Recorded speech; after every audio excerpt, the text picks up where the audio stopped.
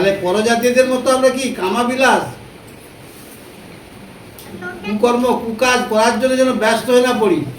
কেউ শিক্ষা দিলেন না, পরমেশ্বর পিতা দ্বারা সন্তানরা শিক্ষা দিল যে পরমেশ্বর পিতাতে আমরা আসছি ভবনে আসছি, প্রার্থনা করছি, সবই করছি, কিন্তু মনটা আমাদের কোন দিকে, কোথায়, কি কাজ করে বেড়াচ্ছে, একবার যেন চিন্তা করে দেখি পিতা কি বলেছেন, সেই দিকটা যেন ধ্যান দিয়ে রাখি। প্রভু বিয়ে বাড়িতে চলে গেছেন, তিনি কখন আসবেন তার বিয়ে বাড়িতে গেলে কখনো তো ঠিক থাকে।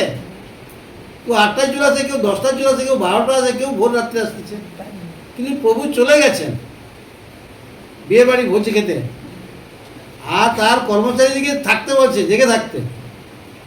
কিভাবে না, প্রভু যখন এসে ডাকবে তখন যেন সঙ্গে সঙ্গে উত্তর দিয়ে দরজাটা খুলে দেওয়া,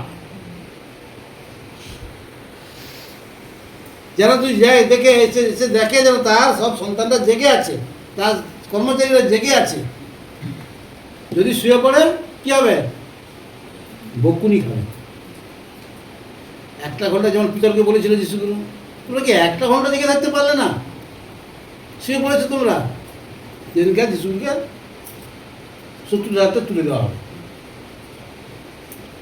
সেদিনকার কথা বলছি। তো সেই রকম এসে যদি দেখে আমরা জেগে আছি, তাহলে কি হবে, পরমেশ্বর পিতার আশীর্বাদ আমাদের মধ্যে পড়বে। তো পরমেশ্বর পিতার ভবন চলছে, কেউ ভবনের বিষয়ে ঘুমাচ্ছে, কেউ কথা বলছে, কেউ অন্যমনস্ক হয়ে আছে। তো পরমেশ্বর পিতা তো আছেন ভবনে, কি নেই, আছেন না, তিনি দেখছেন যে কোন সন্তান কি করতেছে। পরমেশ্বর পিতা তাকে সেইভাবেই আশীর্বাদটা দিবেন। এই জন্য যেন দেখে, যেন জানে যে যখন আসবে প্রভু, দেখে যখন তার সন্তানরা কি জেগে আছেন।